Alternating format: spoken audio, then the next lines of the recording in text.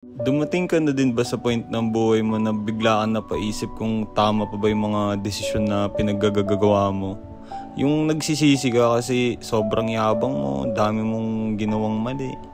Pero ganun pa man, wala kang ibang dapat sisihin dito kundi sarili ko. Kaya ito, tiga mo, nagtutulok ako ng motor kasi wala na akong gas.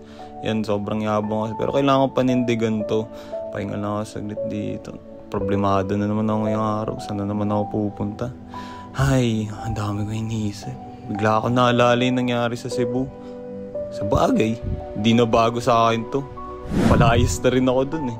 Sa labas nga kami tumira ni Joshua eh. Sa Visayas pa yun, mga Bisaya pa yun nandun ah. Naalala ko nun, nag-apply pa kami sa laundry, nag-apply kami sa car wash. Kahit di ko maintindihan sinasabi ng mga Bisaya, ayan, sumubok lang kami. Saan sa kami natutulog, sa karton, sa kalye.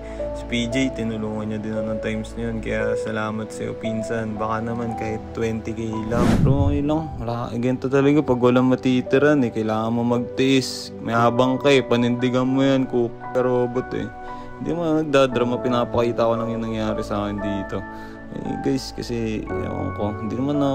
Oo, hirap na ako, amin ako, pero ipaglalaban ko to. Hindi na ako babalik sa pagiging palamunin. Ayoko tumulad sa kapatid ko, may sarili akong diskarte. Ito yung nangyari, papakita ko sa inyo. Mahirap man tanggapin, pero ito na lang talaga kaya ng budget ko. Yan, huling pagkain na lang tong naabutan ko. Kaya guys, samahan nyo ako, pagsaluhan natin tong munting pagkain ko. May budget. Seryoso ka? Matulog ka sa... Seryoso ka? Legit yan. Sige, buksan mo na. Buksan mo. Uy! Bagong bago. So sana ma-appreciate mo to, robot. Para sa'yo to. Kapatid na turing ko sa'yo.